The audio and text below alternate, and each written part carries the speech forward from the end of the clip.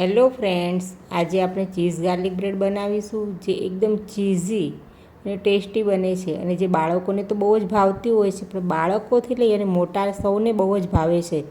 અને આજે આપણે બે પ્રકારની ગાર્લિક બ્રેડ બનાવીશું. એક જે રેગ્યુલર આપણે ચીઝ ગાર્લિક બ્રેડ બનાવીએ અને બીજી એક કોર્ન ચીઝ ગાર્લિક બ્રેડ બનાવીશું જે ખાવામાં ખૂબ જ યમ્મી અને ચીઝી ટેસ્ટી બને છે. તો ચાલો ફ્રેન્ડ્સ, આપણે ચીઝી યમ્મી ગાર્લિક બ્રેડ બનાવવા માટેની તૈયારી શરૂ કરી દઈએ. તો સૌથી પહેલાં એક પેનમાં મેં 1 ચમચી તેલ ગરમ મૂક્યું છે.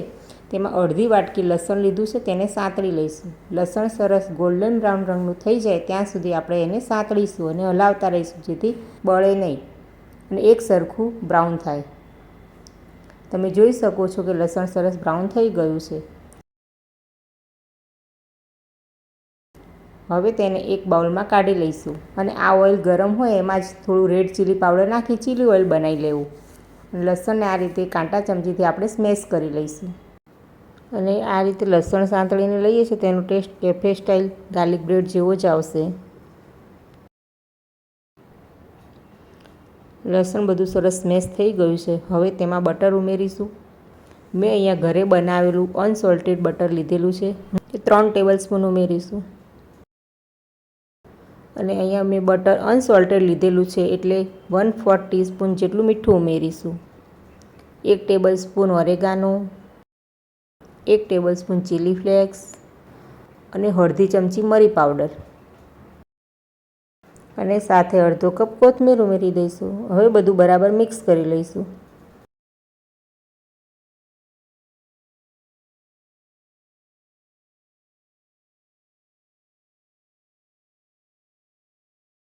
તો આપણું ગાર્લિક સ્પ્રેડ તૈયાર છે.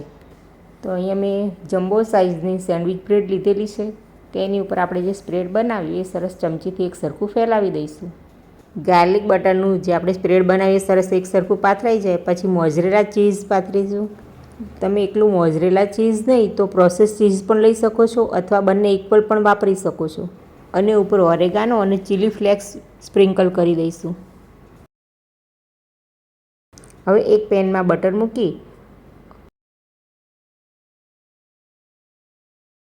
અને બ્રેડને રોસ્ટ કરી લઈશું. અને બાજુમાં એક નાની વાટકીમાં થોડું પાણી મૂકીશું જેથી તેની સ્ટીમ થશે તો ચીઝ એકદમ સરસ માઇક્રોવેવ કે ઓવનમાં તૈયાર થતી ગાર્લિક બ્રેડ જેવી જ પરફેક્ટ ચીઝ મેલ્ટ થઈ તૈયાર થશે. તો તૈયાર છે એકદમ યમ્મી ચીઝ ગાર્લિક બ્રેડ જે જોતાં જ ખાવાનું મન થઈ જાય. તો તેને સર્વ કરીશું. હવે તેની ઉપર જે આપણે ઓઇલ ગરમ હતું ત્યારે મેં તમને કહ્યું હતું એ રીતે મેં ચીલી ઓઇલ બનાવી લીધું છે. ચીલી ઓઇલ થોડું સ્પ્રિંકલ કરીશું અને કટ કરી લઈશું.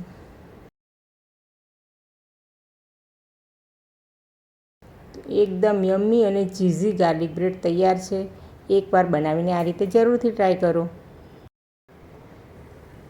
હવે આપણે બીજી રીતે ટોપિંગ કરીશું. એમાં આપણે જે ગાર્લિક બટરનું સ્પ્રેડ બનાવ્યું એ લગાવીશું પહેલાં.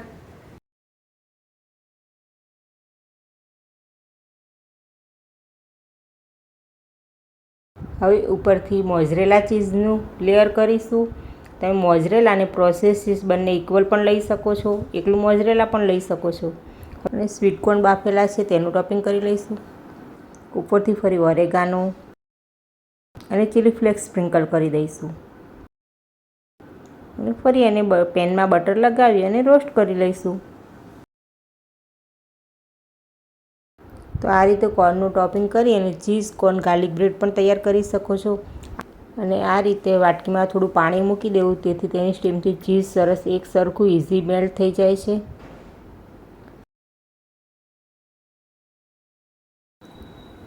તો તૈયાર છે બહારની પણ ગાર્લિક બ્રેડ ભૂલાવી દે તેવી ચીઝ કોર્ન ગાર્લિક બ્રેડ જે જોતાં જ ખાવાનું મન થઈ જાય. અને જો મિનિટોમાં ઘરે આવી રીતે સરસ ટેસ્ટી ચીઝી યમ્મી બ્રેડ બનતી હોય તો બહાર ખાવા જવાનું તો બાળકો નામ જ ના લે.